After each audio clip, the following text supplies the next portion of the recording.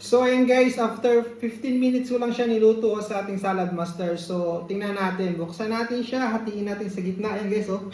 Lutong-luto. Wow! Kita nyo yan? 15 minutes lang guys, so tikman din natin, di ba? Yan. Sarap talaga ito guys, napaka-healthy.